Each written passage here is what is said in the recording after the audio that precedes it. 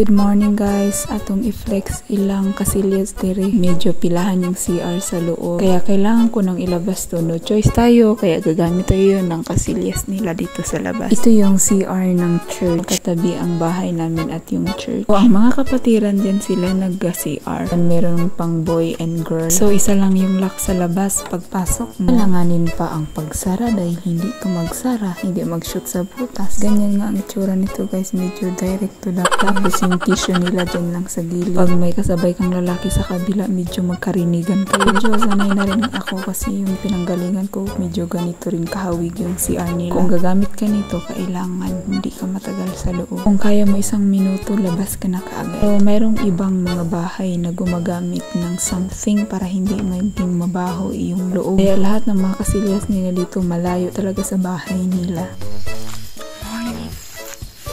Yan pa yung CR nila dito. Ganyan yung CR nila. So, mas gusto ko dun to. Kasi, mabilis ang laglag ng